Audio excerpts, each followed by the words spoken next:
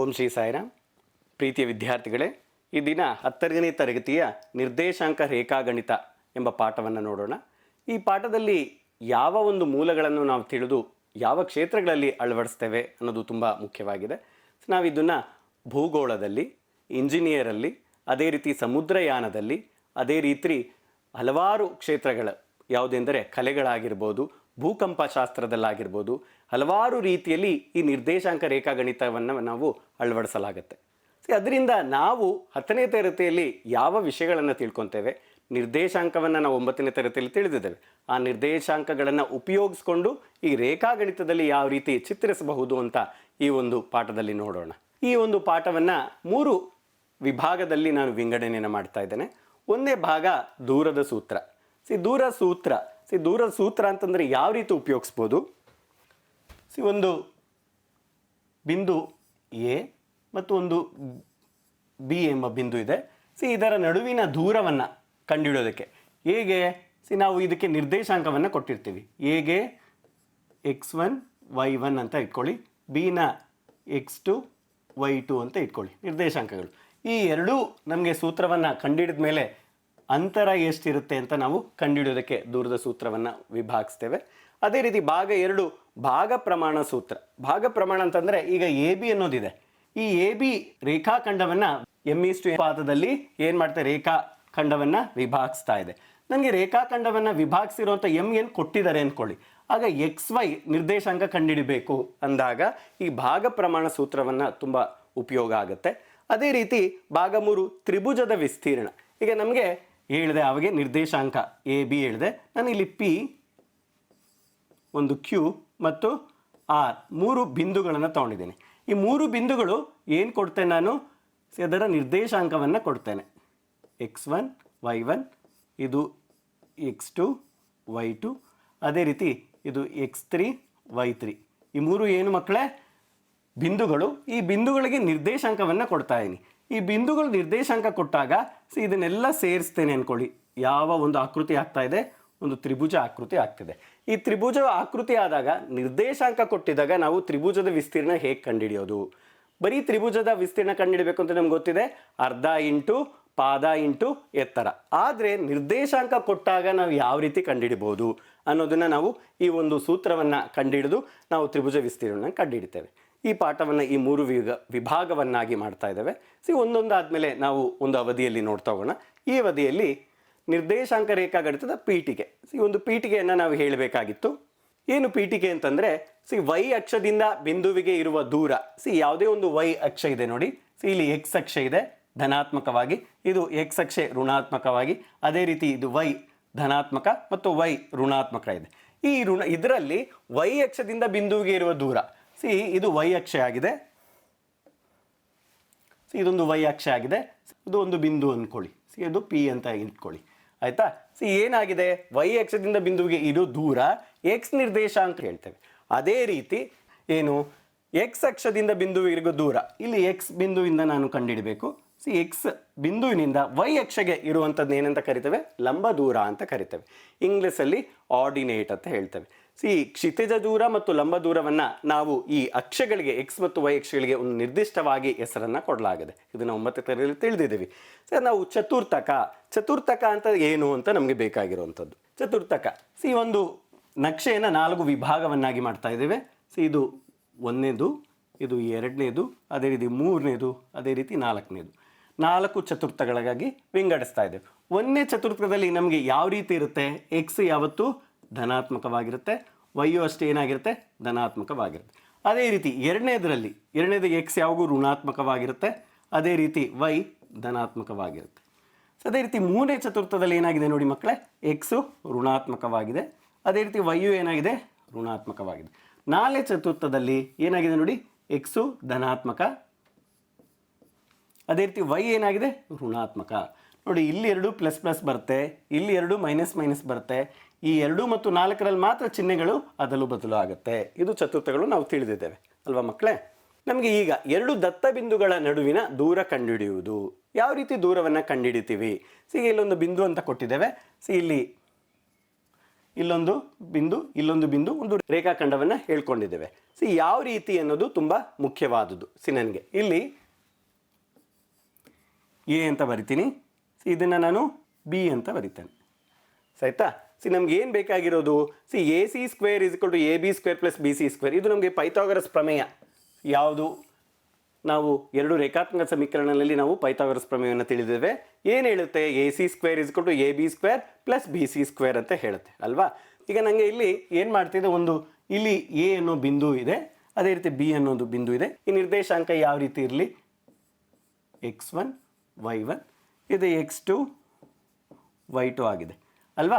ಇದಕ್ಕೆ ಒಂದು ನಾವು ದೂರದ ಸೂತ್ರ ಯಾವ ರೀತಿ ಕಂಡುಹಿಡಿತೀವಿ ಅಂತಂದರೆ, ಲಂಬಕೋನ ತ್ರಿಭುಜವನ್ನು ರಚಿಕೊಂಡು ನಂತರ ವಿಕರ್ಣದ ಅಳತೆಯನ್ನು ಕಂಡುಹಿಡಿಯುವುದು. ವಿಕರ್ಣ ಕಂಡುಹಿಡಬೇಕು ಅಲ್ವಾ. ನಾನು ಇದು ಎಲ್ಲೆಲ್ಲಿ ಬಿಂದುವನ್ನು ಹಾಕ್ತಾ ಇದೆ, ಈ x1 y1 ಎಲ್ಲೆಲ್ಲಿ ಆಗ್ತಿದೆ ನೋಡಿ. ಎಕ್ಸ್ಗೆ ಎಷ್ಟು ವ್ಯಾಲ್ಯೂ ಇದೆ ನೋಡಿ, 4. ಅದೇ ರೀತಿ ಇಲ್ಲಿ ಎಷ್ಟಾಗಿದೆ? y 3 ಆಗಿದೆ. ಅದೇ ರೀತಿ ಇಲ್ಲಿ ಬಿ ಬಿಂದು ಎಲ್ಲೆಲ್ಲಿ ನಿರ್ದೇಶಾಂಕವನ್ನು ಮಾಡ್ತಾ ಇದೆ? ಇಲ್ಲಿ -5.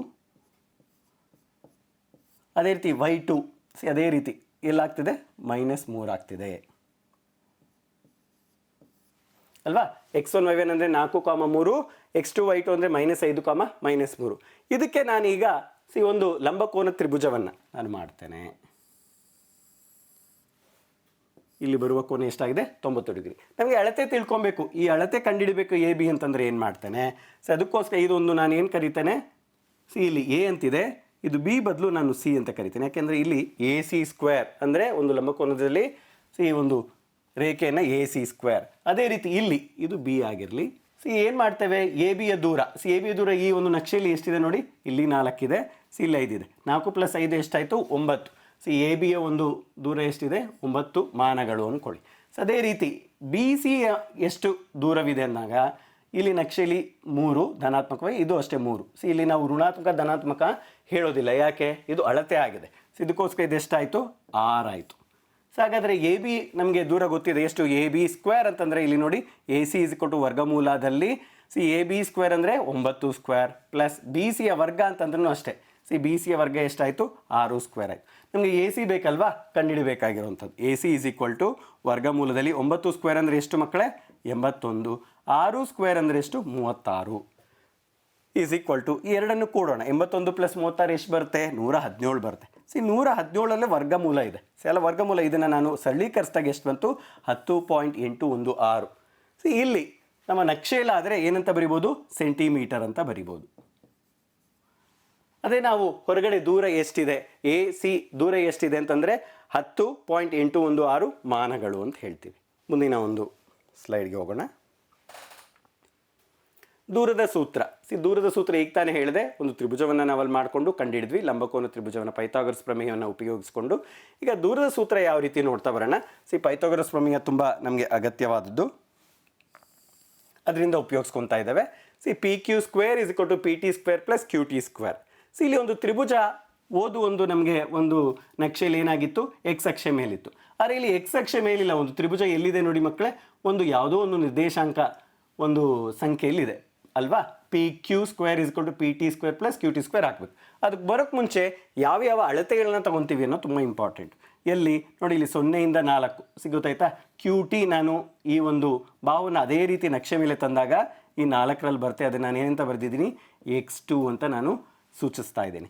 ಅದೇ ರೀತಿ ಇಲ್ಲಿ ಪಿ ಬಿಂದು ಇದೆಯಲ್ಲ, ಅದೇ ಒಂದು ಬಿಂದುವನ್ನು ನಾನು ರೇಖೆಯನ್ನು ಎಳೆದಾಗ ಒಂದು ಎಕ್ಸ್ ಅಕ್ಷೆ ಮೇಲೆ 2 ಎಂಬ ಸಂಖ್ಯೆಯಲ್ಲಿ ಮಾಡ್ತೆ. ಅದನ್ನು ನಾನು ಎಂತ ಕರಿತೀವಿ? x1. ಯಾಕೆ x1 x2 ಕೊಟ್ಟೆ ಅಂತಂದರೆ ಎಕ್ಸ್ ಬೆಳೆಗಳು 2 ರೀತಿ ಇರೋದ್ರಿಂದ ಒಂದು x1 ಆಗಿರಲಿ ಮತ್ತು x2 ಆಗಿರಲಿ. ಅದೇ ರೀತಿ ಈ ವೈ ಅಕ್ಷೆ ಮೇಲೆ ಬಂದಾಗ ಕ್ಯೂ ಟಿ ಅಂತಿದೆ. ಕ್ಯೂ ಅನ್ನೋ ಬಿಂದುನ ಹಾಗೇ ನಾನು ನಕ್ಷೆ ಮೇಲೆ ತಂದಾಗ ವೈ ಒಂದು ನಕ್ಷೆ ಮೇಲೆ y2 ಎಂಬ ಬಿಂದುವಲ್ಲಿ ಛೇದಿಸ್ತಾ ಇದೆ. ಅದೇ ರೀತಿ ಟಿ ನಾನು ಅದೇ ರೀತಿ ಒಂದು ರೇಖಾ ಒಂದು ಇದರಲ್ಲಿ ತಂದಾಗ ನಕ್ಷೆ ಮೇಲೆ y1 ಅಲ್ಲಿ ಛೇದಿಸ್ತಾ ಇದೆ.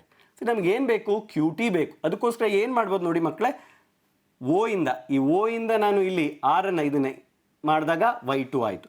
ಅದೇ ರೀತಿ ಇಲ್ಲಿ 0 ನಾನು ಅದೇ ರೀತಿ 5 ಮಾಡಿದಾಗ ಇದು y1 ಆಯಿತು. 6ರಲ್ಲಿ 5 ಕಳೆದ್ರೆ ಎಷ್ಟು ಬರುತ್ತೆ? 1 ಮಾನ ಬರುತ್ತೆ. ಅದೇ ರೀತಿ ಇಲ್ಲಿ 0 ಇಂದ 4, ಇಲ್ಲಿ 0 ಇಂದ 2. 0 ಇಂದ 4ರಲ್ಲಿ ನಾನು 2ಅನ್ನು ಕಳೆದಾಗ ಎಷ್ಟು ಬರುತ್ತೆ? 2 ಬರುತ್ತೆ. ಇದನ್ನು ಪೈಥಾಗರಸ್ ಪ್ರಮೇಯ ಮೂಲಕ ನಾನು ಅಳವಡಿಸಿ ನಾನು ಕಂಡುಹಿಡಿಬೋದು. ಯಾವುದನ್ನು ಕಂಡುಹಿಡಿಬೋದು? ಪಿ ಕ್ಯೂ ಬಾಹುವನ್ನು ಕಂಡುಹಿಡಿಬೋದು. ಅದೇ ರೀತಿ ಒಂದು ಪೈಥಾಗರಸ್ ಪ್ರಮೇಯದಿಂದ ಇಲ್ಲಿ ದೂರದ ಸೂತ್ರವನ್ನು ವಿಂಗಡಿಸ್ತಾ ಹೋಗ್ತಾ ಇದ್ದೇನೆ.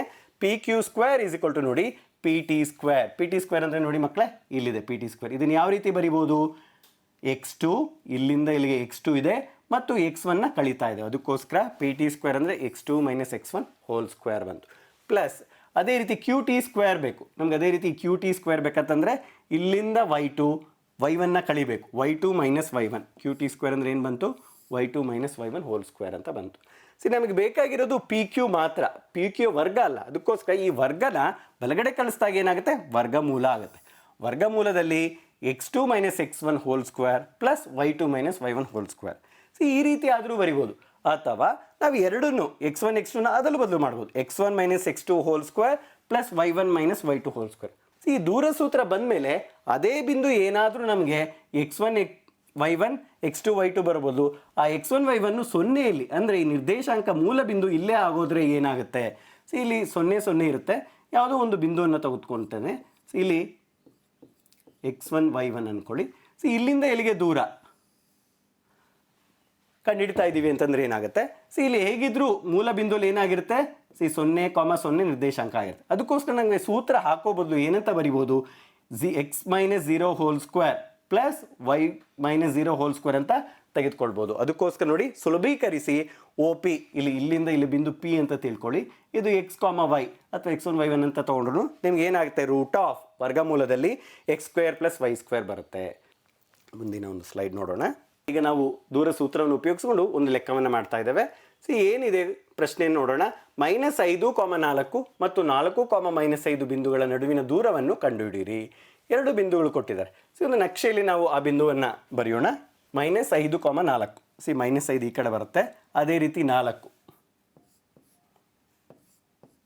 -5, 4 ಆಯಿತಾ? ಇದು ಪಿ ಆಗಿರಲಿ ಈ ಬಿಂದು. ಅದೇ ರೀತಿ ಇನ್ನೊಂದು 4, -5. 4 ಧನಾತ್ಮಕ 4 ಇದೆ, -5 ಋಣಾತ್ಮಕವಾಗಿದೆ. ಇದೇನಾಗಿರಿ? ಕ್ಯೂ ಆಗಿರಲಿ. 4, -5 ಇದರ ಒಂದು ನಿರ್ದೇಶಾಂಕ. ಈ ಎರಡೂ ಬಿಂದುಗಳ ಒಂದು ನಡುವಿನ ದೂರವನ್ನು ನಾವು ಕಂಡುಹಿಡಬೇಕು. ಇದು ದೂರದ ಸೂತ್ರ ಗೊತ್ತಿದೆ. ಅದಕ್ಕೋಸ್ಕರ P Q is equal to ವರ್ಗಮೂಲದಲ್ಲಿ x2 minus x1 whole square plus y2 minus y1 whole square. ನಮಗೆ ಇಲ್ಲಿ ಕೊಟ್ಟಿರೋಂಥದ್ದನ್ನು ಇದನ್ನು x1 ಅಂತ ಬರ್ಕೊಳ್ಳೋಣ, ಇದು y1 ಅಂತ ಬರೆಯೋಣ, ಇದು x2, ಇದು y2 ಅಂತ ಬರೆಯೋಣ. ದೂರ ಸೂತ್ರವನ್ನು ನಾವು ಹಾಕೋಣ. x2 ನೋಡಿ, x2 ಏನಿದೆ ನೋಡಿ 4 ಮೈನಸ್ ಏನು ಬರುತ್ತೆ? x1 ಬರುತ್ತೆ. ಅದೇ ರೀತಿ -5 ಇಲ್ಲಿ ಮೈನಸ್ ಇರೋದ್ರಿಂದ ನಾವು ಬ್ರ್ಯಾಕೆಟ್ ಹಾಕಿದ್ದೇವೆ, -5 ಹೋಲ್ ಸ್ಕ್ವೇರ್ ಪ್ಲಸ್ y2. ಅದೇ ರೀತಿ y2 ನೋಡಿ -5 ಮೈನಸ್ y1 ಎಷ್ಟಿದೆ? 4 ಇದೆ. ಅದಕ್ಕೋಸ್ಕರ -5 -4 ಅದರ ವರ್ಗ. ಇಲ್ಲಿ ಏನಾಗ್ತಿದೆ? ಸರಳೀಕರಿಸ್ತಾ ಇದ್ದೀವಿ. ವರ್ಗಮೂಲದಲ್ಲಿ 4 ಇಲ್ಲಿ ಮೈನಸ್ ಇಂಟು ಮೈನಸ್ ಏನಾಗುತ್ತೆ? ಪ್ಲಸ್ ಆಗುತ್ತೆ. 4 + 5 ವರ್ಗ ಪ್ಲಸ್ -5 - 4 ಏನಾಯಿತು? -9 ವರ್ಗ. ಸರಳೀಕರಿಸೋಣ. ವರ್ಗಮೂಲದಲ್ಲಿ 4 + 5 ಅಂತಂದರೆ 9, 9 ವರ್ಗ ಅಂತಂದರೆ 81 ಬರುತ್ತೆ. -9 ವರ್ಗ +9 ವರ್ಗ ಅಂದರೂ 81, -9 ವರ್ಗ ಅಂದರೂ 81. ವರ್ಗಮೂಲದಲ್ಲಿ 81 ಬಂತು. ಇದನ್ನು ಸುಲಭ ರೀತಿಯಲ್ಲಿ ಬರೆಯೋದು ಯಾವ ರೀತಿ ನೋಡೋಣ. 81 ಎಷ್ಟು ಸರಿ ಇದೆ ಮಕ್ಕಳೇ? 2 ಸರಿ ಇದೆ. ಅದಕ್ಕೋಸ್ಕರ ಏನು ಬರ್ತೀನಿ? ವರ್ಗಮೂಲದಲ್ಲಿ 81 × 2 ಅಂತ ಬರಿತೀನಿ. ನಾನು ಯಾಕೆ ಈ ರೀತಿ ಬರದೆ? ಇಲ್ಲೇ ನಾನು ಸರಳೀಕರಿಸ್ಬೋದಾಯಿತು. ಯಾಕೆಂದರೆ 81 ಒಂದು ಪೂರ್ಣ ವರ್ಗ ಆಗಿರೋದ್ರಿಂದ ವರ್ಗಮೂಲದಲ್ಲಿ 81 ಹೊರಗಡೆ ಬಂದರೆ 9 ಬರುತ್ತೆ. ಅದಕ್ಕೋಸ್ಕರ ಒಳಗಡೆ ಇನ್ನೇನು ಉಳಿದಿದೆ ಮಕ್ಕಳೇ? 2 ಉಳಿದಿದೆ. ಅದಕ್ಕೋಸ್ಕರ ವರ್ಗಮೂಲ 2 ಹಾಗೆ ಬರೀತೇನೆ. ನಮಗೆ ಈಗ ಪಿ ಕ್ಯೂ ಎಂಬ ಒಂದು ರೇಖಾಖಂಡದ ಬೆಲೆ ಎಷ್ಟು ಬಂತು? 9 ವರ್ಗಮೂಲ 2 ಬಂತು. ಈ ಪಿ ಮತ್ತು ಕ್ಯೂ ಈ ಎರಡೂ ನಾವು ಬಿಂದುಗಳನ್ನು ಸೇರಿಸ್ತೀರಿ ಅಂದ್ಕೊಳ್ಳಿ. ಈ ಎರಡೂ ಬಿಂದುಗಳನ್ನು ನಾವು ಸೇರಿಸಿದಾಗ ಏನು ಬರುತ್ತೆ ರೇಖೆ ಅನ್ನೋದು ತುಂಬ ಇಂಪಾರ್ಟೆಂಟ್. 9 ವರ್ಗಮೂಲ 2 ಬಂತು. ಈ ರೀತಿ ಸರಳ ರೇಖೆಯನ್ನು ಯಾವ ರೀತಿ ನಾವು ದೂರದ ಸೂತ್ರದ ಮುಖಾಂತರ ಉಪಯೋಗಿಸ್ಬೋದು ಒಂದು ಉದಾಹರಣೆ ಇದಾಗಿದೆ. ಮುಂದಿನೊಂದು ಪ್ರಶ್ನೆ, ರೇಖಾಗಣಿತೀಯವಾಗಿ ವಿಧಾನವನ್ನು ತಿಳಿಸ್ಕೊಳ್ಳುವಂಥದ್ದು. ಯಾವ ರೀತಿ ರೇಖಾಗಣಿತ? ಇಲ್ಲಿ ಏನು ಕಾಣ್ತಿದ್ರೆ ನಿಮಗೆ? ಒಂದು ವರ್ಗ ಕಾಣ್ತಿದೆ ಅಲ್ಲ ಮಕ್ಕಳೇ? ನೋಡೋಣ. 1, 7, 4, 2, -1, -1 ಮತ್ತು -4, 4 ಬಿಂದುಗಳ ಈ ಎಲ್ಲ ಬಿಂದುಗಳು ಒಂದು ವರ್ಗದ ಶೃಂಗಗಳಾಗಿವೆ ಎಂದು ಸಾಧಿಸಿ. ಒಂದು ವರ್ಗ ಕೊಟ್ಟಿದ್ದಾರೆ ಸಲ್ವಾ? ABCD. ಏನು ವರ್ಗ ಅಂತಂದರೆ ನಮಗೆ ಗೊತ್ತಿದೆ, 9ನೇ ಕ್ಲಾಸಲ್ಲಿ 8ನೇ ಕ್ಲಾಸಲ್ಲೆಲ್ಲ ಅದರ ಒಂದು ಪ್ರಾಮುಖ್ಯತೆಯನ್ನು ತಿಳಿದಿವಿ. ಏನು? ಎಲ್ಲ ಬಾಹುಗಳು ಸಮವಾಗಿರುತ್ತೆ. ಮತ್ತು ಏನಿದೆ ಎ ಸಿ ಮತ್ತು ಬಿ ಡಿ ಏನಂತೀವಿ ಮಕ್ಕಳೇ? ಕರ್ಣ ಅಂತೀವಿ. Very good. ಸಿ ಆ ಕರ್ಣಗಳು ವರ್ಗದಲ್ಲಿ ಏನಾಗಿರುತ್ತೆ? ಸಮವಾಗಿರುತ್ತೆ. ಕರ್ಣಗಳು ಬೇರೆ ಬೇರೆ ಆಗಿದ್ರೆ ಯಾವ ಆಕೃತಿ ಅಂತ ಹೇಳ್ತೀವಿ? ಅದು ತುಂಬ ಇಂಪಾರ್ಟೆಂಟ್. ಎಲ್ಲ ಬಾಹುಗಳು ಸಮವಾಗಿದೆ, ಆದರೆ ಕರ್ಣಗಳು ಮಾತ್ರ ಇದರಲ್ಲಿ ಸಮವಾಗಿಲ್ಲ. ಇದನ್ನ ಏನಂತ ಕರಿತೀವಿ? ವಜ್ರಾಕೃತಿ ಅಂತ ಕರಿತೇವೆ ಅಲ್ವಾ? ಸಿ ಆದರೆ ನಮಗೆ ಈಗ ಏನಂತ ಎಲ್ಲ ವರ್ಗ ಆಗಿದೆ ಅಂತಂದರೆ ಕರ್ಣಗಳು ಏನಾಗಿರಬೇಕು? ಸಮವಾಗಿರಬೇಕು. ಅದಕ್ಕೋಸ್ಕರ ಈ ದೂರದ ಸೂತ್ರವನ್ನು ನಾವು ಅಳವಡಿಸಿ ನೋಡೋಣ. ಎ ಬಿ ನೋಡಿ, ಎ ಬಿ ಒಂದು ಬಾಹು, ಬಿ ಸಿ ಒಂದು ಬಾಹು, ಸಿ ಡಿ ಒಂದು ಬಾಹು, ಅದೇ ರೀತಿ ಡಿ ಎ ಒಂದು ಬಾಹು. ಎಲ್ಲ ಬಾಹುಗಳನ್ನ ತೆಗೆದುಕೊಂಡಿದ್ದೇನೆ. ಸಿ ನಮಗೆ ದೂರ ಸೂತ್ರ ಗೊತ್ತಿದೆ. ವರ್ಗಮೂಲದಲ್ಲಿ x2 - x1 whole square plus y2 - y1 whole square, ಅಥವಾ ನೀವು x1 - x2 whole square plus y1 - y2 whole square. C ಹಾಕೋಣ. C A B. ಸಿ ಪ್ರತಿಯೊಂದು ಬಿಂದುಗೂ ನಾನು ಹಾಕ್ತಾ ಹೋಗ್ತಾಯಿದ್ದೀನಿ. ಫಸ್ಟ್ ಎ ಬಿ ಅಂತಂದರೆ ನೋಡಿ, ಇದು ಎ ಆಗಿದೆ, ಇದು ಬಿ ಆಗಿದೆ, ಇದು ಸಿ ಆಗಿದೆ ಮತ್ತು ಇದು ಡಿ ಆಗಿದೆ.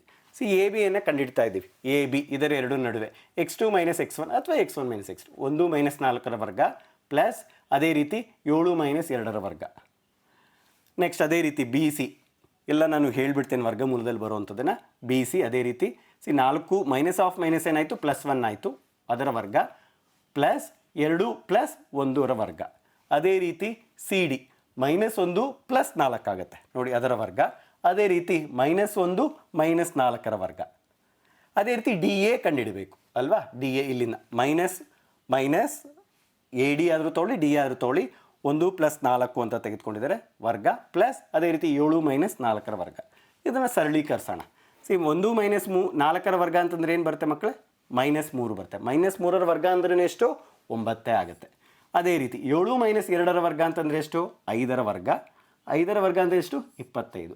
ವರ್ಗಮೂಲದಲ್ಲಿ ಇದೆರಡು ಕೂಡಿದಾಗ ವರ್ಗಮೂಲ 34 ಬಂತು. ಅದೇ ರೀತಿ ಬಿ ಸಿಗೆ ಹೋಗೋಣ. ಆಯಿತಾ? 4 + 1 ವರ್ಗ ಅಂತಂದರೆ ಎಷ್ಟು? 25 ಪ್ಲಸ್ 2 + 1 3ರ ವರ್ಗ ಅಂದರೆ 9. ಎರಡೂ ಕೂಡಿದಾಗ ವರ್ಗಮೂಲ 34 ಬಂತು. ಅದೇ ರೀತಿ ಸಿ ಡಿ, ಇದರ ವರ್ಗ ಮಾಡಿದಾಗ 3ರ ವರ್ಗ 9 ಆಗುತ್ತೆ. ಅದೇ ರೀತಿ ಇಲ್ಲಿ 5ರ ವರ್ಗ ಆಗುತ್ತೆ 25. 9 + 25 ವರ್ಗಮೂಲದಲ್ಲಿ ವರ್ಗಮೂಲ 34. ನಿಮ್ಗೆ ಅನಿಸ್ತಾ ಇದೆ 1 2 3 ಎಲ್ಲ ಅದೇ ರೀತಿ ಬರ್ತಿದೆ, ಹೋಗಿ ಬಾಹುಗಳೆಲ್ಲ ಸಮವಾಗಿರುತ್ತೆ ಅಂತ. ಅದೇ ರೀತಿ ಇಲ್ಲಿ 1 + 4ರ ವರ್ಗ ಅಂದರೆ 25 ಆಯಿತು. 7 - 4 ಅಂದರೆ 3ರ ವರ್ಗ 9 ಆಯಿತು. ಇದು ಅಷ್ಟೇ ವರ್ಗಮೂಲ 34 ಬಂತು. ಬಾಹುಗಳು ಸಮ ಬಂತು. ಈಗ ನಾವು ಏನು ನೋಡಬೇಕು? ಕರ್ಣಗಳೆರಡೂ ಸಮ ಇದೆ ಅಂತ ನೋಡಬೇಕು. ನೋಡೋಣ ಬನ್ನಿ. ಎ ಸಿ ಅನ್ನೋದು ಒಂದು ಕರ್ಣ, ಅದೇ ರೀತಿ ಎರಡು ಕರ್ಣಗಳಾಗಿದೆ ಅಲ್ವಾ? ಅದೇ ರೀತಿ ನಾವಿಲ್ಲಿ ಬಿ ಡಿ ಅಂತ ತಗೊತೇವೆ ಮತ್ತು ಎ ಸಿ ಅಂತ ತೆಗೆದುಕೊಳ್ತೇವೆ. ಎ ಸಿ ಅಂತಂದರೆ ಏನು ನೋಡಿ ಮಕ್ಕಳೇ, ಇಲ್ಲಿದೆ ಎ ಸಿ. ಇಲ್ಲಿ 1 ಪ್ಲಸ್ ವರ್ಗಮೂಲದಲ್ಲಿ 1 + 1ರ ವರ್ಗ, ಅದೇ ರೀತಿ 7 + 1ರ ವರ್ಗ. ಏನಾಗುತ್ತೆ? 1 + 1ರ ವರ್ಗ ಅಂತಂದಾಗ 4 ಆಯಿತು. ಯಾಕೆ? 2ರ ವರ್ಗ 4. 7 + 1 ವರ್ಗ ಅಂತಂದರೆ ಎಷ್ಟಾಯಿತು? 8ರ ವರ್ಗ ಆಯಿತು, 64. ಇದೆ ಒಳಗಡೆ ಇರೋ ಸರಳೀಕರಿಸೋಣ. 4 + 64 ಎಷ್ಟಾಯಿತು ಮಕ್ಕಳೇ? ವರ್ಗಮೂಲ 68 ಆಯಿತು. ಅದೇ ರೀತಿ ಬಿ ಡಿಗೆ ಬರೋಣ. ವರ್ಗಮೂಲದಲ್ಲಿ ಬಿ ಮತ್ತು ಡಿ ಅನ್ನು ತೆಗೆದುಕೊಳ್ತಾ ಇದ್ದೀವಿ ಕರ್ಣ. ವರ್ಗಮೂಲದಲ್ಲಿ ನೋಡಿ 4 + 4, 4 + 4ರ ವರ್ಗ ಪ್ಲಸ್ ಅದೇ ರೀತಿ 2 - 4ರ ವರ್ಗ ಅಲ್ವಾ ಮಕ್ಕಳೇ? = ಏನಾಯ್ತು ನೋಡಿ, ಇದು 4 + 4 ಎಷ್ಟಾಯಿತು? 8 ವರ್ಗ, 8ರ ವರ್ಗ 64. ಇಲ್ಲಿ 2ರ ವರ್ಗ, ಯಾಕೆ 2 - 4 ಅಂದರೆ -2 ಬರುತ್ತೆ. -2ರ ವರ್ಗ ಅಂತಂದರೆ ಎಷ್ಟಾಯಿತು? 4 ಆಯಿತು. ವರ್ಗಮೂಲದಲ್ಲಿ ಎಷ್ಟು ಬಂತು? 68. ನೋಡಿ, ಎರಡೂ ಕರ್ಣಗಳು ನಿಮಗೆ ಸಮ ಬರ್ತಾ ಇದೆ. ಹಾಗಾದರೆ ಎರಡೂ ಕರ್ಣಗಳು ಸಮ ಬರ್ತು ಅಂತಂದರೆ ನಿಮ್ಗೆ ಏನಂತ ಅನ್ಬೇಕು? ವರ್ಗ ಅನ್ಬೇಕು. ಅದೇ ಬೇರೆ ಬಂದಿದ್ರೆ, ಇದೇ ಬೇರೆ ಬಂದಿದ್ರೆ ಏನಾಗೋದು? ವಜ್ರಾಕೃತಿ ಆಗಿರುವಂಥದ್ದು. ಆದ್ದರಿಂದ A B = B C = C D = D ಆಯಿತು. ಮತ್ತು ಈ ಎರಡೂ ಕರ್ಣಗಳು ಸಮವಾಗಿದೆ. ಆದ್ದರಿಂದ ನಾವೇನಂತ ಹೇಳ್ಬೋದು? ಎ ಬಿ ಸಿ ಡಿ ಎಂಬುದು ಒಂದು ವರ್ಗ ಅಂತ ಹೇಳ್ಬೋದು. ಮುಂದೆ ಲೆಕ್ಕಕ್ಕೆ ಹೋಗೋಣ. ಸರಳ ರೇಖಾಗತ. ಏನು ಸರಳ ರೇಖಾಗತ ಅಂತಂದರೆ, ಸರಳ ರೇಖಾಗತ ಅಂದರೆ ಬಿಂದುಗಳಿದೆ ಅಂದ್ಕೊಳ್ಳಿ. ಒಂದು ರೇಖೆಯನ್ನು ಹೇಳಿದೆ. ಈ ಬಿಂದುಗಳು ಎಲ್ಲ ರೇಖೆ ಮೇಲೆ ಇದೆ. ಈಗ ಎ ಬಿ ಸಿ ಇದೆ ಅಂದ್ಕೊಳ್ಳಿ. ಇದೊಂದು ಬಿಂದು, ಇದೊಂದು ಬಿಂದು, ಇದೊಂದು ಬಿಂದು. ಎಲ್ಲ ಬಿಂದುಗಳು ಈ ರೇಖೆ ಮೇಲೆ ಇದ್ದರೆ ಅದೇನಾಗುತ್ತೆ? ಸರಳ ರೇಖಾಗತ ಆಗುತ್ತೆ. ಆಗುತ್ತೋ ಇಲ್ಲ ಅಂತ ನೋಡಿ ಅಂತ ಕೇಳಿದ್ದಾರೆ. ನೋಡೋಣ. 1, 5. ಇದು ನಾನು ಎ ಅಂತ ತೆಗೆದುಕೊಳ್ತೇನೆ. ಅದೇ ರೀತಿ 2, 3ನ ಬಿ ಅಂತ ಕರೀತೇನೆ. -2, ಅನ್ನೋದನ್ನು ಸಿ ಅಂತ ಕರೀತಾನೆ. ಸರಳ ರೇಖಾಗತ ಬಿಂದುಗಳೇ ಎಂದು ಪರೀಕ್ಷಿಸಿ ಅಂತ ಕೇಳ್ತಾ ಇದ್ದಾರೆ. ಅದಕ್ಕೋಸ್ಕರ ನಮಗೆ ಸೂತ್ರ ಗೊತ್ತಿದೆ. x2 - x1 whole square plus y2 - y1 whole square ಅದರ ವರ್ಗಮೂಲ. ಅದನ್ನು ತಗೊಳ್ತಾ ಎ ಬಿ ಬಿಂದುಗಳನ್ನ ತೊಗೊತಾ ಇದ್ದೀನಿ. ಎ ಬಿ = ವರ್ಗಮೂಲದಲ್ಲಿ ನೋಡಿ 2 - 1 hole square plus 3 - 5 whole square. ಎರಡೂ ಸರಳೀಕರಿಸಿದಾಗ ನನಗೆ 2 - 1 ಹೋಲ್ ಸ್ಕ್ವೇರ್ ಅಂದರೆ 1ರ ವರ್ಗ ಒಂದೇ ಬರುತ್ತೆ. 3 - 5ರ ವರ್ಗ ಅಂತಂದರೆ ಏನಾಗುತ್ತೆ, -2ರ ವರ್ಗ 4 ಬರುತ್ತೆ. ಎರಡೂ ಕೂಡಿದಾಗ ವರ್ಗಮೂಲದಲ್ಲಿ ಎಷ್ಟು ಬರುತ್ತೆ ಮಕ್ಕಳೇ, 5 ಬರುತ್ತೆ. ಅದೇ ರೀತಿ ಬಿ ಸಿ ನೋಡೋಣ. ಬಿ ಸಿ ವರ್ಗಮೂಲದಲ್ಲಿ -2ರ -2 ಏನು ಬರುತ್ತೆ ಅದರ ವರ್ಗ. ಅದೇ ರೀತಿ -11 -3ರ ವರ್ಗ. ಇದನ್ನು ಸರಳೀಕರಿಸಿದಾಗ -4ರ ವರ್ಗ ಅಂದರೆ 16 ಆಯಿತು. ಅದೇ ರೀತಿ -14ರ ವರ್ಗ ಅಂದರೆ ಎಷ್ಟಾಯಿತು, 196. ವರ್ಗಮೂಲದ ಒಳಗಡೆ ಮೈನಸ್ ಇದ್ರೂ ಏನಾಗುತ್ತೆ, ಪ್ಲಸ್ ಆಗುತ್ತೆ. ಎರಡು ಕೂರಿಸಿದಾಗ ಎಷ್ಟು ಬಂತು, ವರ್ಗಮೂಲದ 212. 212ನೇ ಸುಲಭೀಕರಿಸ್ಬೋದು. ಹೇಗೆ ನೋಡಿ, ಒಳಗಡೆ 4 × 53 ಅಂತ ಬರಿಬೋದು. ವರ್ಗಮೂಲದಲ್ಲಿ 4 ಇದ್ರೆ ಅದನ್ನು ಹೊರಗಡೆ ತೆಗೆದ್ರೆ ಏನಾಗುತ್ತೆ, 2 × ವರ್ಗಮೂಲದಲ್ಲಿ 53 ಬರಿಬೋದು. ಅದೇ ರೀತಿ ಇನ್ನೊಂದು ಎ ಬಿ ನೋಡಿದ್ರಿ, ಬಿ ಸಿ ನೋಡಿದ್ರೆ, ಹಾಗೆ ಸಿ ಎ ನೋಡೋಣ. ಸಿ ಎ ಹೇಗೆ ನೋಡಿ, -2 -1 ಅದರ ವರ್ಗ. ಅದೇ ರೀತಿ -11 -5 ಅದರ ವರ್ಗ. ವರ್ಗಮೂಲದಲ್ಲಿ ಏನೇನು ಬರುತ್ತೆ ನೋಡಿ ಮಕ್ಕಳೇ, -3ರ ವರ್ಗ ಅಂತಂದರೆ ಎಷ್ಟಾಯಿತು, 9 ಆಯಿತು. ಅದೇ ರೀತಿ -11 -5 -16ರ ವರ್ಗ 256 ಆಯಿತು. ಎರಡೂ ಕೂಡಿದಾಗ ವರ್ಗಮೂಲದಲ್ಲಿ 265 ಬಂತು. ಈಗ A B B C C A ಕಂಡುಹಿಡಿದ್ರಿ. ನಮಗೆ ನೋಡೋಣ, ಇಲ್ಲಿ ಎ ಬಿ ನಮಗೆ ಬಂದಿದ್ದೆಷ್ಟು, ವರ್ಗಮೂಲ 5 ಬಂತು. ವರ್ಗಮೂಲ 5 ಬಂತು. ಅದೇ ರೀತಿ ಬಿ ಸಿ ಎಷ್ಟು ಬಂತು, 2 × ವರ್ಗಮೂಲ 53 ಬಂತು. ಸಿ ಎ ನೋಡಿ, ಇದೆಲ್ಲ ಕೂಡಿದಾಗ ಯಾವುದಾದ್ರೂ ಬರುತ್ತಾ ಅಂತ ನೋಡಿ ಮಕ್ಕಳೇ, ವರ್ಗಮೂಲ 265 ಬಂತು. ಯಾವುದಕ್ಕೂ ಸಮವಾಗಲ್ಲ, ಯಾವುದೇ ಒಂದು ಕೂಡಕ್ಕೂ ಆಗಲ್ಲ. ಯಾಕೆ, ಇದು ಅಭಾಗಲಬ್ಧ ಸಂಖ್ಯೆ ಆಗಿದೆ. ಅದಕ್ಕೋಸ್ಕರ A B plus B C ನಮ್ಗೆ ಏನಾಗ್ತಿದೆ, ಎ ಸಿಗೆ ಈಕ್ವಲ್ಲೇ ಆಗ್ತಿಲ್ಲ, ಅಂದರೆ ಅದು ಕೂಡಕ್ಕೆ ಆಗೋದಿಲ್ಲ. ಅದೇ ರೀತಿ ಅಕಸ್ಮಾತ್ ಬಿ ಏನಾದ್ರು ಬೇರೆ ಕಡೆ ಇದೆ ಅಂದ್ಕೊಳ್ಳಿ, ಇದು ಬಿ ಬಿಂದು ರೇಖೆ ಮೇಲಿಲ್ಲ. ಅದೇನಾಗ್ತಿದೆ, ಬೇರೆ ಕಡೆ ಬಿಂದು ಇದೆ, ಹೊರಗಡೆ ಇದೆ. ಇದು ಎ ಸಿ ಆಗಿದೆ. ಇದೇನಾಯ್ತು ನೋಡಿ, ಒಂದು ತ್ರಿಭುಜ ಆಯಿತು. ಅದಕ್ಕೋಸ್ಕರ ತ್ರಿಭುಜಗಳು ನಮ್ಗೆ ಏನು ಮಾಡಲ್ಲ, ಸರಳ ರೇಖಾಗತ ಮಾಡೋದಿಲ್ಲ. ಅದಕ್ಕೋಸ್ಕರ ಇದನ್ನು ನಾವು ಏನಂತ ಕೊನೆಯಲ್ಲಿ ಹೇಳ್ಬೋದು, A B plus B C A ಸಿಗೆ ಸಮವಾಗ್ತಿಲ್ಲ, ಆದ್ದರಿಂದ ಬಿಂದುಗಳು ಸರಳ ರೇಖಾಗತವಲ್ಲ. ಸರಳ ರೇಖಾಗತ ಆಗಬೇಕು ಅಂತಂದ್ರೆ ಏನು ಮಕ್ಕಳೇ, ಎಲ್ಲ ನಿರ್ದೇಶಾಂಕಗಳು ಒಂದೇ ಸರಳ ರೇಖೆಗೆ ಬಂದರೆ ಅದನ್ನು ನಾವು ಯಾವುದೇ ಒಂದು ಬಾಹು, ಎರಡು ಬಾಹುವನ್ನು ಕೂಡಿದಾಗ ಇನ್ನೊಂದು ಬಾಹು ಬಂದಾಗ ಅದನ್ನು ಸರಳ ರೇಖಾಗತ ಅಂತ ಹೇಳ್ತೇವೆ. ಈಗ ಒಂದು ಪ್ರಶ್ನೆ ನೋಡೋಣ, ಸಮದೂರದಲ್ಲಿರುವ ಬಿಂದುಗಳು ಅಂತ ಏನು ಹೇಳುತ್ತೆ ಪ್ರಶ್ನೆ ನೋಡೋಣ. ಎಕ್ಸ್ ಅಕ್ಷದ ಮೇಲೆ ಎ 2, -5 ಮತ್ತು ಬಿ -2, 9 ಬಿಂದುಗಳಿಂದ ಸಮದೂರದಲ್ಲಿರುವ ಬಿಂದುವಿನ ನಿರ್ದೇಶಾಂಕವನ್ನು ಕಂಡುಹಿಡಿಯಿರಿ. ನಿಮಗೆ ನಕ್ಷೆ ಏನು ಕೊಟ್ಟಿದ್ದೀವಿ, ನಿಮ್ಮ ಪರೀಕ್ಷೆಯಲ್ಲಿ ನಕ್ಷೆ ಏನು ಬರೆಯೋ ಅವಶ್ಯಕತೆ ಇಲ್ಲ. ನಿಮಗೆ ತಿಳಿಲಿ ಯಾವ ಒಂದು ಎಕ್ಸ್ ಅಕ್ಷ ಮೇಲೆ ಬಿಂದು ಆಗುತ್ತೆ, ವೈ ಅಕ್ಷ ಮೇಲೆ ಬಿಂದು ಆಗುತ್ತೆ, ಅಲ್ಲಿಂದ ಸಮದೂರವಾಗಿ ಯಾವ ಬಿಂದುಗಳ ನಿರ್ದೇಶಾಂಕವನ್ನು ಸೇರಿಸಬೇಕಾಗತ್ತೆ. ಈ ಉದಾಹರಣೆ ನೋಡೋಕ್ಕೋಸ್ಕರ ನಾವು ನಕ್ಷೆಯನ್ನು ಕೊಡಲಾಗಿದೆ.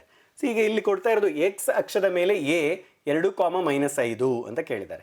ಅದೇ ರೀತಿ ಬಿ -2, 9 ಅಂತ ಕೇಳಿದ್ದಾರೆ. ಬಿಂದುಗಳಿಂದ ಸಮದೂರದಲ್ಲಿರುವ ಬಿಂದುವಿನ ನಿರ್ದೇಶಾಂಕವನ್ನು ಕಂಡುಹಿಡಿಯಿರಿ. ನಾವು ಎಕ್ಸ್ ಅಕ್ಷ ಮೇಲೆ ನಮಗೆ ಗೊತ್ತಿದೆ, ಎಕ್ಸ್ ಅಕ್ಷ ಮೇಲೆ ಎಕ್ಸ್ ಏನಾಗಿರುತ್ತೆ, ಎಕ್ಸ್ ಅಕ್ಷ ಮೇಲೆ ಎಕ್ಸ್ ಇರುತ್ತೆ, ಆದರೆ ವೈ ಬೆಲೆ ಇರೋದಿಲ್ಲ. ಅದೇ ರೀತಿ ವೈ ಅಕ್ಷ ಮೇಲೆ ಏನಿರುತ್ತೆ, ವೈ ಬೆಲೆ ಮಾತ್ರ ಇರುತ್ತೆ, ಎಕ್ಸ್ ಅನ್ನುವಂಥ ಸಂಖ್ಯೆ ಇರೋದಿಲ್ಲ, ಬೆಲೆ ಇರೋಲ್ಲ, 0 ಆಗುತ್ತೆ. ಹಾಗಾದರೆ ಎಕ್ಸ್ ಅಕ್ಷದ ಮೇಲಿನ ಬಿಂದು ಸಿ x, 0 ಆಗಿರಲಿ ಅಂತ ತೆಗೆದುಕೊಳ್ತಾ ಇದ್ದೇವೆ. ಆಯಿತಾ. ಈಗ ಸಿ ಇಂದ ಎ, ಅದೇ ರೀತಿ ಸಿ ಇಂದ ನಾವೇನು ಕಂಡುಹಿಡಿಬೇಕು, ಬಿಗೆ ಏನು ಹಾಕೋಣ, ದೂರದ ಸೂತ್ರವನ್ನು ಹಾಕೋಣ. ಅದಕ್ಕೋಸ್ಕರ ಆಗ್ತಾ ಇದೆ ನೋಡಿ ಎ ಸಿ. ಅದಕ್ಕೋಸ್ಕರ ವರ್ಗಮೂಲದಲ್ಲಿ 2 - x ಅದರ ವರ್ಗ ಪ್ಲಸ್ -5 -0, ಯಾಕೆ ವೈ ಬೆಲೆ ಏನಾಗಿದೆ, 0 ಆಗಿದೆ. ಅದಕ್ಕೋಸ್ಕರ -5, -0 ಅದರ ವರ್ಗ. ಬಿ ಸಿ ಅದೇ ರೀತಿ. ಬಿ ಸಿ ಅದೇ ರೀತಿ ಏನಿದೆ ನೋಡಿ, ಇಲ್ಲಿ ಬಿ ಸಿ ಇದೆ. ಬಿ ಇಂದ ಸಿಗೆ -2 -x ಅದರ ವರ್ಗ ಪ್ಲಸ್ 9 -0 ಅದರ ವರ್ಗ ಅಂತ. ಇದೆರಡು ಏನಾಗಿದೆ, ಸಮದೂರವಾಗಿದೆ. ಅದಕ್ಕೋಸ್ಕರ ನಾನು ಏನು ಮಾಡ್ಕೊಬೋದು, ಎ ಸಿ = ಬಿ ಸಿ ಮಾಡ್ಕೊಬೋದು. ಎರಡನ್ನು ಏನು ಮಾಡ್ತಾ ಇದ್ದೀನಿ, ಹೋಲಿಸಿದಾಗ. ನೋಡಿ ಎ ಸಿ ಇದನ್ನು ಸಿಂಪ್ಲಿಫೈ ಮಾಡ್ತಾ ಇದ್ದೇವೆ. 2 - x ಅದರ ವರ್ಗ ಅಂತಂದರೆ ಇಲ್ಲಿ ಸಿಂಪ್ಲಿಫೈ ಆಗಿದೆ. 2ರ ವರ್ಗ ಅಂದರೆ 4, x² -4x -2ab. ಅದೇ ರೀತಿ -5ರ ವರ್ಗ ಅಂತಂದರೆ 25, 0 ಅದಕ್ಕೋಸ್ಕರ ಹೋಯಿತು, ಅದಕ್ಕೋಸ್ಕರ 25 ಬಂತು. = ಬಿ ಸಿ -2 - x ಅದರ ವರ್ಗ ಅಂತಂದರೆ ಇದು 2ರ ವರ್ಗ ಅಂತಂದರೆ 4 -x ಅದರ ವರ್ಗ ಅಂತಂದರೆ x² ಪ್ಲಸ್ 4x, ಯಾಕೆಂತಂದರೆ +2ab ಆಗುತ್ತೆ. ಅದೇ ರೀತಿ ಇಲ್ಲಿ 9ರ ವರ್ಗ ಅಂದರೆ 81 ಆಯಿತು. ನಾವೇನು ಮಾಡ್ತೀವಿ, x² ಎರಡು ಕಡೆಯೂ ಇದೆ, ಅದಕ್ಕೋಸ್ಕರ ಏನು ಮಾಡ್ತೀನಿ, ಅದನ್ನು ಛೇದ ಮಾಡ್ತೇನೆ. ಇನ್ನು ಉಳಿದಿರೋದೇನೇನು ನೋಡಿ ಮಕ್ಕಳೇ, -4x ಆಯಿತಾ. ಈ ಬಲಗಡೆ ಬಲಗಡೆ 4x ಇದೆ, ಇದನ್ನು ಎಡಗಡೆ ತೊಗೊಂಬರ್ತೇನೆ, ಏನಾಯಿತು -8x ಆಯಿತು. ಅದೇ ರೀತಿ ಸ್ಥಿರಾಂಕವೆಲ್ಲ ಬಲಗಡೆ ತೆಗೆದುಕೊಂಡು ಹೋಗೋಣ. ಬಲಗಡೆ ಏನಿದೆ 81 ಹಾಗಿದೆ ಬರೆದಿದ್ದೇನೆ. ಇಲ್ಲಿ +4 ಇರೋ ಪ್ರಕಾರ ಛೇದ ಆಗುತ್ತೆ, ಯಾಕೆ ಇಲ್ಲೂ ಧನಾತ್ಮಕವಾಗೇ ಇದೆ. ನಮಗೆ ಬೇಕಾಗಿರೋಂಥದ್ದು ಕೇವಲ 25 ಮತ್ತು 81 ಮಾತ್ರ. 81 - 25 ಆಯಿತು. ನೋಡಿ ನಾನಿಲ್ಲಿ x² ಛೇದ ಮಾಡಿದ್ದೀನಿ, 4 ಛೇದ ಮಾಡಿದ್ದೀನಿ. ಯಾಕೆ ಎಡಗಡೆ ಅಥವಾ ಬಲಗಡೆ ಹೋದಾಗ ಏನಾಗುತ್ತೆ, ಎರಡು ಋಣಾತ್ಮಕವಾಗುತ್ತೆ. ಆದರೆ ನಮಗೆ ಏನು ಬೇಕು, -8x ಎಷ್ಟು ಬಂತು, 56 ಬಂತು. ನನಗೆ -8x ಅಲ್ಲ ಬೇಕಾದ್ರು, ಕೇವಲ x. ಅದಕ್ಕೋಸ್ಕರ ಎಕ್ಸನ್ನು ಮಾತ್ರ ನಾನು ಹಾಗೆ ಇಟ್ಕೊತೇನೆ, ಇನ್ನು ಮಿಕ್ಕಿದ ಬಲಗಡೆ ಕಳಿಸ್ತೇನೆ. 81ರಲ್ಲಿ 25 ಕಳೆದ್ರೆ 56, -8ನ ಇಲ್ಲಿ -56/8. ನಾನು ಇದನ್ನು ಭಾಗಿಸ್ಬೋದು. ಎಷ್ಟು ಸರಿ, 7 ಸರಿ. 8 7 56. ಅದಕ್ಕೋಸ್ಕರ ಎಕ್ಸ್ ಬೆಲೆ ಎಷ್ಟು ಬಂತು, ಋಣಾತ್ಮಕ ಇದೆ, ಮರಿಬೇಡಿ ಮಕ್ಕಳೇ, -7. ನೋಡಿ ನಮಗೆ ಎಕ್ಸ್ ಬೆಲೆ ಇಲ್ಲಿ ಏನು ಬಂತು, ಋಣಾತ್ಮಕವಾಗಿ ಬಂತು. ಅಂದರೆ ಋಣಾತ್ಮಕ ಎಕ್ಸ್ ಅನ್ನೋದು ಋಣಾತ್ಮಕ -7ರಲ್ಲಿದೆ. y ಬೆಲೆ 0 ಆಯಿತು. ಈಗ ನಾವು ನಿರ್ದೇಶಾಂಕವನ್ನು ಇಲ್ಲಿ ಕೊಟ್ಟಿದ್ದೇವೆ. ಏನು ನೋಡಿ, 2, -5 ಧನಾತ್ಮಕ 2 -5 ನೋಡಿ ಇಲ್ಲಿ ಬರುತ್ತೆ. ಅದೇ ರೀತಿ ಇನ್ನೊಂದು -2, -9 -2, -9 ಇಲ್ಲಿದೆ ಅಲ್ವಾ. ಎರಡು ಬಿಂದುಗಳು ನಮಗೆ ಈಗ ಬಂದಿರೋಂಥ ಬಿಂದು ನೋಡಿ ಮಕ್ಕಳೇ, -7, 0. -7 ಋಣಾತ್ಮಕವಾಗಿ ಮತ್ತು 0, y ಬೆಲೆ x ಅಕ್ಷ ಮೇಲೆ 0 ಆಗಿದೆ, ಇಲ್ಲಿದೆ. ಈ ಒಂದು ದೂರ ನೋಡಿ, ಈ ಎರಡೂ ದೂರವು ಏನಾಗಿದೆ, ಸಮವಾಗಿದೆ. ಮುಂದಿನ ಪ್ರಶ್ನೆ, ವೃತ್ತ ಕೇಂದ್ರ ಕಂಡುಹಿಡಿಯುವುದು. ಈ ವೃತ್ತ ಕೇಂದ್ರ ಅನ್ನೋದು ನಿಮಗೆ ಏನು ತೊಗೊಬೋದು, ವೃತ್ತವನ್ನು ತೆಗೆದುಕೊಳ್ಬೋದು. ಆದರೆ ನಿಮಗೆ ಇದು ಸಿಲೆಬಸ್ಸಲ್ಲಿ ಇಲ್ಲ, ಆದರೂ ಮಕ್ಕಳಿಗೆ ತಿಳಿದಿರಲಿ, ಒಂದು ಜ್ಞಾನವನ್ನು ವೃದ್ಧಿಸ್ಕೊಳ್ಳಿ ಅಂತ ಒಂದು ಲೆಕ್ಕವನ್ನು ತಂದಿದ್ದೇವೆ. A 6, -6, B 3, -7 ಮತ್ತು C 3, 3 ಬಿಂದುಗಳು ಮೂಲಕ ಹಾದು ಹೋಗೋ ವೃತ್ತದ ಕೇಂದ್ರ ಬಿಂದುವಿನ ನಿರ್ದೇಶಾಂಕಗಳನ್ನು ಕಂಡುಹಿಡಿಯಿರಿ ಅಂತ ಕೇಳಿದ್ದಾರೆ. ಒಂದು ವೃತ್ತ ಇದೆ ಅಂದ್ಕೊಳ್ಳಿ ಮಕ್ಕಳೇ, ಒಂದು ವೃತ್ತ ಇದೆ, ಒಂದು ಇದೇನು ಕೇಂದ್ರ ಬಿಂದು. ಕೇಂದ್ರ ಬಿಂದು ಅಂದರೆ ನಮಗೆ ಯಾವುದೇ ಒಂದು ಈ ಬಿಂದುವಿಂದ ವೃತ್ತಕ್ಕೆ ನೀವು ಎಲ್ಲೇ ಹೇಳಿರಿ, ಏನಾಗಿದೆ, ಇದೆಲ್ಲ ಏನಾಗಿದೆ, ತ್ರಿಜ್ಯ ಆಗಿದೆ. ಈ ತ್ರಿಜ್ಯಗಳೆಲ್ಲ ಏನಾಗಿರಬೇಕು, ವೃತ್ತದಲ್ಲಿ ಸಮವಾಗಿರಬೇಕು ಅಲ್ವಾ. ನಮ್ಗೆ ಏನು ಕೊಟ್ಟಿದ್ದಾರೆ, ಈ ಬಿಂದುಗಳು ಕೊಟ್ಟಿದ್ದಾರೆ, ಯಾವುದೋ ಒಂದು ಬಿಂದುಗಳು ಅಂದ್ಕೊಳ್ಳಿ ಆಯಿತಾ. ಈ 3 ಬಿಂದುಗಳು ವೃತ್ತದಲ್ಲಿ ಕೊಟ್ಟಿದ್ದಾರೆ. ಗೊತ್ತಾಯ್ತಲ್ಲ, ನಾವು ಹೇಗೆ ಕಂಡುಹಿಡಬೇಕು, ಕೇಂದ್ರ ಬಿಂದುವನ್ನು ಕಂಡುಹಿಡಬೇಕು ವೃತ್ತದಲ್ಲಿ. ಅವ್ರು ಕೊಟ್ಟಿರೋದು 6, -6, ಬಿ ಅದೇ ರೀತಿ 3, -7, ಸಿ 3, 3. ಗೊತ್ತಾಯ್ತಲ್ಲ. ABC ಎಲ್ಲೋ ಇದೆ ಅಂತ ಅಂದ್ಕೊಳ್ಳಿ. ಈ ಒಂದು ಕೊಟ್ಟಿದ್ದಾರೆ ಅಲ್ವಾ. ನಾವು ಏನು ಮಾಡ್ಕೊಬೋದು, ಇದು ಗೊತ್ತಿಲ್ಲ, ಏನಾಗಿರಲಿ x, y ಕೇಂದ್ರ ಬಿಂದು x, y ಆಗಿರಲಿ. ನೋಡಿ P x, y ಇದು P ಅಂತ ತೊಗೊತೀನಿ, XY ಏನಂತ ಕರಿತೀನಿ, P ಅಂತ ತೊಗೊತೀನಿ. P x, y ವೃತ್ತದ ಕೇಂದ್ರವಾಗಿರಲಿ. ಹಾಗಾದರೆ ಏನಾಗುತ್ತೆ ನೋಡಿ, PA = PB = PC ಬರಿಬೋದಾ, ಎಲ್ಲ ಒಂದೇ ವೃತ್ತದ ತ್ರಿಜ್ಯಗಳು. ಅದಕ್ಕೋಸ್ಕರ ಫಸ್ಟ್ ನಾನು ಏನು ಮಾಡ್ತೇನೆ, PA² = PB² ಮಾಡ್ಕೊತೇನೆ. ಆಮೇಲೆ PB² = PC² ಮಾಡ್ಕೊತೇನೆ. ಯಾಕೆ, ನನಗೆ ಎಲ್ಲ ಬಾಹುಗಳು ಅಂತಂದರೆ ತ್ರಿಭುಜದಲ್ಲಿ, ಅದೇ ರೀತಿ ಇಲ್ಲಿ ತ್ರಿಜ್ಯ ಅಂತ ಹೇಳ್ತೀವಿ ವೃತ್ತದಲ್ಲಿ. ತ್ರಿಜ್ಯಗಳೆಲ್ಲ ಸಮವಾಗಿರೋದನ್ನ ನಾನು ಅದನ್ನು ಹೋಲಿಕೆ ಮಾಡ್ತಾ ಇದ್ದೀನಿ, ಆದರೆ ವರ್ಗ ಹಾಗೆ ಇಟ್ಕೊಂಡು, ಯಾಕೆ ವರ್ಗಮೂಲವನ್ನು ತೆಗೆಯೋದಕ್ಕೆ ನಮಗೆ ಸಲೀಸಾಗಲಿ ಅಂತ. PA² = PB² ಮಾಡಿದಾಗ x - 6 ಅದರ ವರ್ಗ ಪ್ಲಸ್ y + 6ರ ವರ್ಗ.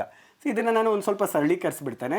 ಇದರ ವರ್ಗ ಅಂತಂದರೆ x² ಪ್ಲಸ್ 6ರ ವರ್ಗ ಅಂತಂದರೆ 36 ಮೈನಸ್ 2ab ಅಲ್ವಾ, -12x. ಅದೇ ರೀತಿ ಪ್ಲಸ್ ಇದರಲ್ಲಿ ವರ್ಗ y + 6ರ ವರ್ಗ ಅಂತಂದರೆ ಎಷ್ಟು, y² ಪ್ಲಸ್ 6ರ ವರ್ಗ ಅಂದರೆ 36.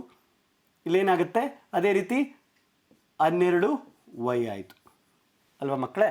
ನಮಗೇನಾಯಿತು, ಇಲ್ಲಿ ನೆಕ್ಸ್ಟ್ ಒಂದು ಸ್ಟೆಪ್ನಲ್ಲಿ x² ಬಂದಿದೆ, y² ಬಂದಿದೆ, -12x ಬಂದಿದೆ, ಅದೇ ರೀತಿ +12y ಬಂದಿದೆ. ಈ 36 + 36 ಏನಾಯಿತು, 72 ಆಯಿತು. ಇದೇ ರೀತಿ ನೀವು ಸರಳಿಸ್ಕೊಳ್ಳಿ ಆಯಿತಾ. ಈ ರೀತಿ ಬಂದಿರೋಂಥನ್ನ ಸರಳೀಕರಿಸಿದಾಗ ಈ ರೀತಿ ಸಮೀಕರಣ ಬರುತ್ತೆ. ಹಾಗಾದರೆ ನಾವು ಏನು ಮಾಡ್ತೀವಿ, PA² = PB² ಅಂತ ಮಾಡಿದ್ದೀವಿ ಅಲ್ವಾ. ಇದನ್ನೆಲ್ಲ ಸುಲಭೀಕರಿಸಿದಾಗ ಎಡಗಡೆ ಬಲಗಡೆ ನೋಡಿ, x² ಹೋಗುತ್ತೆ, x² ಛೇದ ಆಗುತ್ತೆ, y² ಛೇದ ಆಗುತ್ತೆ, ಅದೇ ರೀತಿ ಛೇದ ಆಗಿ ಏನಾಗುತ್ತೆ ಅಂತ ನೋಡಿ, -12x ಇದೆ, ಇಲ್ಲಿ -6x ಇದೆ, +6x ಬರುತ್ತೆ. ಅದೇ ರೀತಿ +12y, ಬಲಗಡೆ +14y ಇದೆ, +2y ಆಗುತ್ತೆ. ನೋಡ್ತಿದ್ರಲ್ಲ ಮಕ್ಕಳೇ, = ಅದೇ ರೀತಿ ಇಲ್ಲಿ 76 ಇದೆ, ಆಯಿತಾ, ಅಲ್ಲಿ 58 ಇದೆ. ಸುಲಭೀಕರಿಸಿದಾಗ ಏನಾಯಿತು, 14 ಆಯಿತು. ನಮಗೆ 6x + 2y = 14 ಈ ಸಮೀಕರಣವನ್ನು ಸುಲಭ ರೂಪದಲ್ಲಿ ತಂದಿದ್ದೇವೆ.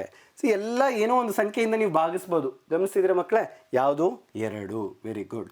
ಇದನ್ನೇನು ಮಾಡ್ತಾ ಇದ್ದೀನಿ, 2ರಿಂದ ಭಾಗಿಸ್ತಾ ಇದ್ದೀನಿ. 2 3ಲಿ 3x ಆಯಿತು, 2 2ಲಿ ಅಂದರೆ 1 ಆಯಿತು, ಪ್ಲಸ್ y ಬಂತು, 2 7ಲಿ 3x + y = 7 ಬಂತು. ಇದು ಒಂದು ಸಮೀಕರಣ 1 ಅಂತ ಕರಿತೀನಿ. ಏನು ನಾವು ಇಲ್ಲಿ ಮಾಡಿದ್ದೀವಿ ಅದೇ ರೀತಿ ಇನ್ನೊಂದು pb² = pc² ಅಂತ ಮಾಡ್ತಾ ಇದ್ದೀವಿ. pb² ಹೇಗಿರು ಮಾಡಿದ್ದೀರಾ ಇಲ್ಲಿ, ಅದನ್ನೇ ಬರ್ಕೊಂಡಿದ್ದೇನೆ ನೋಡಿ. ಅದೇ ರೀತಿ pc² ಮಾಡ್ತಾ ಇದ್ದೀವಿ. pc² ಅಂತ ಅದೇ ರೀತಿ ಹೇಗೆ, p ಇಂದ x - 3 ಅದರ ವರ್ಗ ಪ್ಲಸ್ c ಇಂದ ಹೇಗೆ ಅದೇ ರೀತಿ y - 3ರ ವರ್ಗ. ಇದು ಸಮೀಕರಣವನ್ನು ಸುಲಭೀಕರಿಸ್ತೇನೆ. x² + y² - 6x - 6y + 18. ಎರಡನ್ನೂ ನಾನು ಸುಲಭೀಕರಣ ಮಾಡುವಾಗ 14y + 58 ಇದೆ, ಅಲ್ಲಿ -6y + 18 ಇದೆ. ನಾನೇನು ಮಾಡ್ತೀನಿ, -6yನ ಈ ಕಡೆ ತೊಗೊಂಬರ್ತೇನೆ. ಏನಾಯ್ತು ನೋಡಿ, 14 + 6 ಎರಡು ಸೇರಿದಾಗ ಎಷ್ಟಾಯಿತು, 20y ಆಯಿತು. ಅದೇ ರೀತಿ 58 ಇದೆ, ಅಲ್ಲಿ 18 ಇದೆ. ಈ 58ನ ಬಲಗಡೆ ತೊಗೊಂಡೋದ್ರೆ -58 ಆಗುತ್ತೆ. 18ರಲ್ಲಿ -58 ಕಳೆದ್ರೆ ಎಷ್ಟು ಬರುತ್ತೆ ಮಕ್ಕಳೇ, -40 ಬರುತ್ತೆ. ನನಗೇನು ಬೇಕು, y ಬೇಕಲ್ವಾ. ಅದಕ್ಕೋಸ್ಕರ ಏನು ಮಾಡ್ತೀನಿ, 20 40 ಭಾಗಿಸ್ದಾಗ ಏನಾಗುತ್ತೆ ನೋಡಿ, ಓನ್ಲಿ 2ಲಿ. ಈ ಮೈನಸ್ ಬರಿಬೇಡಿ, ಋಣಾತ್ಮಕವಿದೆ. y = ಎಷ್ಟಾಯಿತು, -2 ಆಯಿತು ಅಲ್ವಾ ಮಕ್ಕಳೇ. ಈಗ ನನಗೆ y ಬೆಲೆ ಬಂತು, x ಬೆಲೆ ಕಂಡುಹಿಡಬೇಕು. ಯಾವುದೋ ಒಂದು y ಬೆಲೆಯನ್ನು ತೆಗೆದುಕೊಂಡು ನಾನು ಒಂದು ಸಮೀಕರಣಕ್ಕೆ ಹಾಕ್ದಾಗ ಏನು ಬರುತ್ತೆ, x ಬರುತ್ತೆ. ನೋಡಿ ಇಲ್ಲೇ ಹಾಕ್ತೇನೆ ನೋಡಿ, y = -2 3x ಪ್ಲಸ್ y ಬೆಲೆ -2 = 7 ಅಲ್ವಾ. -2ನ ಆ ಕಡೆ ತೊಗೊಂಡು ಹೋಗೋಣ. 3x = -2 ಆ ಕಡೆ ಹೋದರೆ ಏನಾಯಿತು, +× -2 ಆ ಕಡೆ ಹೋದರೆ 9 ಆಯಿತು. x ಬೆಲೆ ಎಷ್ಟಾಯ್ತು ಮಕ್ಕಳೇ, x = 3 ಆಯಿತು ಅಲ್ವಾ. ನೋಡಿ x = 3 ಬಂತು. 1ರಿಂದ ಅಂತ ಹೇಳಿದ್ರು ಸುಲಭೀಕರಿಸಿದ್ದೀವಿ. ಹಾಗಾದರೆ ನಮಗೆ ಬಿಂದು, ಈ ಕೇಂದ್ರದ ಬಿಂದು ಏನು, x ನೋಡಿ 3, -2. p ಅನ್ನೋದು ನಾವು ಒಂದು ಕೇಂದ್ರ ಬಿಂದು ಅಂದ್ಕೊಂಡಿದ್ದೇವೆ. x, yನ 3, -2 ಆಯಿತು. ಈ ಕೇಂದ್ರ ಬಿಂದು ಎಷ್ಟಾಯಿತು, 3, -2. ನೋಡೋಣ ಈ ಒಂದು ಲೆಕ್ಕವನ್ನು ಚಿತ್ರದಲ್ಲೇ ಹಾಕೋದು ಹೇಗೆ ಅಂತ ನಿಮಗೆ ನೋಡೋದಕ್ಕೆ ಮತ್ತು ಲೆಕ್ಕವನ್ನು ಸಮೀಕ್ಷೆ ಮಾಡೋದಕ್ಕೆ ತುಂಬ ಉಪಯೋಗ ಆಗುತ್ತೆ. ಮುಂದಿನ ಒಂದು ಸ್ಲೈಡಲ್ಲಿ ಬರೆದಿದ್ದೇವೆ, ನೋಡೋಣ. ನೋಡಿ ಮಕ್ಕಳು, ಇಲ್ಲೊಂದು ವೃತ್ತಾಕಾರವಾಗಿ ಬಂದಿದೆ. ಇಲ್ಲಿ ನಮಗೇನು ಬಂದಿದೆ, ಪಿ ಬೆಲೆ ಕಂಡುಹಿಡಿದ್ವಿ ಅಲ್ವಾ, ಎಷ್ಟು, 3, -2. ಅದೇ ರೀತಿ ABC ಅಲ್ವಾ. ಎ ಬಿ ಸಿಗಳು ನಾವು ಬರೆದ್ವಿ. 6, -6 ಮತ್ತು 3, 3 ಮತ್ತು ಅದೇ ರೀತಿ ಇನ್ನೊಂದು ಎಷ್ಟು, 3, -7. ಎಲ್ಲ ನೋಡಿ ಈ ಬಿಂದುಗಳೆಲ್ಲ ಎಲ್ಲಿದೆ, ವೃತ್ತದ ಮೇಲಿದೆ ಅಲ್ವಾ. ಅದಕ್ಕೋಸ್ಕರ ವೃತ್ತ ಎಲ್ಲಕ್ಕೂ ನಮಗೇನಾಗಿದೆ, ಒಂದು ತ್ರಿಜ್ಯವಾಗಿದೆ. ಈ ತ್ರಿಜ್ಯವೆಲ್ಲ ಸಮವಾಗಿರೋದ್ರಿಂದ ನಾವು ಏನು ಕಂಡುಹಿಡಿದ್ವಿ, ಕೇಂದ್ರ ಬಿಂದುವನ್ನು P 3, -2ನ ಕಂಡುಹಿಡಿದ್ವಿ. ತುಂಬ ಆಕರ್ಷಣೀಯವಾಗಿದೆ ಅಲ್ವಾ. ಮುಂದಿನ ಒಂದು ಪ್ರಶ್ನೆ, y ಬೆಲೆ ಕಂಡುಹಿಡಿಯುವುದು. P 2, -3 ಮತ್ತು Q 10, y ಬಿಂದುಗಳ ನಡುವಿನ ಅಂತರ 10 ಮಾನಗಳಾದರೆ y ಬೆಲೆಯನ್ನು ಕಂಡುಹಿಡಿಯಿರಿ. ಅಂತರ ಅಂತಂದರೆ ನಮ್ಗೆ ಏನು ಕೊಟ್ಟಿದ್ದಾರೆ, ದೂರ ಕೊಟ್ಬಿಟ್ಟಿದ್ದಾರೆ. ಅದಕ್ಕೋಸ್ಕರ ದೂರದ ಸೂತ್ರದ ಮೂಲಕ ನಾವು ಏನು ಹಾಕ್ಬೋದು, ಇದರ ಬೆಲೆಯನ್ನು 10ರ ವರ್ಗ ಹಾಕ್ಕೊಂಡು ನಾವೇನು ಮಾಡ್ಬೋದು, ಸುಲಭೀಕರಿಸಿ ಏನು ಕಂಡುಹಿಡಬೇಕು, y ಬೆಲೆಯನ್ನು ಕಂಡುಹಿಡಬೇಕು. ಅದಕ್ಕೋಸ್ಕರ ದೂರ ಸೂತ್ರ ಗೊತ್ತಿದೆ, pq² = x2 - x1 ಅದರ ವರ್ಗ ಪ್ಲಸ್ y2 - y1 ಅದರ ವರ್ಗ. pq ನಮ್ಗೆ ಗೊತ್ತಿದೆ, 10 ಮಾನಗಳು ಅಂತ ಹೇಳಿದ್ದಾರೆ. ಅದಕ್ಕೋಸ್ಕರ 10ರ ವರ್ಗ ಬರೆದ್ಬಿಟ್ಟೆ. ವರ್ಗಮೂಲ ತೆಗೆದುಕೊಳ್ಳೋ ಬದಲು ವರ್ಗನೇ ತೆಗೆದುಕೊಂಡಿದ್ದೀನಿ, 10ರ ವರ್ಗ. ಅದಕ್ಕೋಸ್ಕರ ಇದರ x2 - x1 ಅಂದರೆ ನೋಡಿ ಮಕ್ಕಳೇ, ಇದನ್ನು x1 y1 x2 y2 ಬದಲು y ಇದೆ, y2 ಬದಲು y ಬರ್ಕೊಳ್ಳೋಣ. ಅದಕ್ಕೋಸ್ಕರ ನೋಡಿ, x2 - x1 ಅಂತಂದರೆ 10 - 2ರ ವರ್ಗ ಪ್ಲಸ್ ಅದೇ ರೀತಿ y2 - y1 ಅಂತಂದರೆ y ಹಾಗೆ ಬರ್ಕೊಂಡಿದ್ದೀನಿ, -= ಏನಿತ್ತು +3 ಅದರ ವರ್ಗ 100 ಬಂತು. ಇದನ್ನು ಸುಲಭೀಕರಿಸೋಣ. 10 - 2ರ ವರ್ಗ ಅಂತಂದರೆ ಎಷ್ಟು, 8 ಅದರ ವರ್ಗ, 8ರ ವರ್ಗ ಪ್ಲಸ್ ಇದನ್ನು a + p ವರ್ಗ. ಸೂತ್ರ ಏನು, y² + 9 + 6y = 100. 8² ಅಂತಂದರೆ ಗೊತ್ತಿದೆ ನಮಗೆ ಎಷ್ಟು, 64 ಅಲ್ವಾ. ಅದೇ ರೀತಿ 64 + 9 ಎರಡೂ ಕೂಡಿಬಿಟ್ಟು ಬಲಗಡೆ 73ನ ಕಳಿಸಿದ್ದೀನಿ. ಇನ್ನು ಉಳಿದಿರೋದನ್ನು y² ಬರೆದಿದ್ದೀನಿ, 6y ಬರೆದಿದ್ದೀನಿ. 64 + 9 ಎರಡು ಸೇರಿದಾಗ 73 ಆಗುತ್ತೆ. ಬಲಗಡೆ ಹೋದಾಗ -73. y² + 6y - 27 ಇದೆರಡನ್ನು ಸುಲಭೀಕರಿಸಿ ಎಡಗಡೆ ತಂದಿದ್ದೀನಿ. ಒಂದು ಸಮೀಕರಣ ಬಂತು. ಎಂಥ ಸಮೀಕರಣ ಇದು? ವರ್ಗೀಯ ಸಮೀಕರಣ ಅಂತೀವಿ ಅಲ್ವಾ? ವರ್ಗೀಯ ಸಮೀಕರಣ ಸುಲಭೀಕರಿಸೋದು ಹೇಗೆ?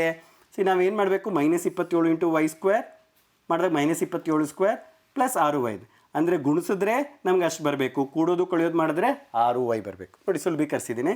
ಇದರಲ್ಲಿ ಏನು ನಾವು 9 3 27 ಅಂತ ಬರೀಬೋದು. ಅದಕ್ಕೋಸ್ಕರ 9y - 3y ಕಳೆದ್ರೆ 6y ಬಂತು. ಇವೆರಡು ಗುಣಿಸಿದ್ರೆ -27y ಸ್ಕ್ವೇರ್ ಬಂತು. ಇದೆರಡು ನಾನೇನು ಮಾಡಿದ್ದೀನಿ? ಬಿಡಿಸಿದ್ದೀನಿ. y square plus 9y - 3y - 27 = 0. ಮಕ್ಕಳ ಇಲ್ಲಿ ಏನು ಸಮಾನ ತೆಗಿಬೋದು? y ಆಚೆ ಕಡೆ ತೆಗ್ದಿದ್ದೀನಿ, ಉಳಿದಿದ್ದು y + 9 ಮೈನಸ್ ಪೂರ್ತಿ ತೆಗಿತಾ ಇದ್ದೀನಿ, ಯಾಕೆ ನಾವು ಒಳಗಡೆ ಇಲ್ಲಿ ಪ್ಲಸ್ ಬರಬೇಕಲ್ವಾ? -3 into y + 9 = 0. ಹಾಗಾದರೆ ಏನು ಉಳಿತು ನಮಗೆ? y - 3 ಅನ್ನೋದು ಒಂದು ಸಿಕ್ತು, y + 9 ಅನ್ನೋದು ಇನ್ನೊಂದು ಸಿಕ್ತು. ಇದರಿಂದ ನಾವು y ಬೆಲೆಗಳು 2 ಬಂತು ಅಲ್ವಾ? y = ಎಷ್ಟು?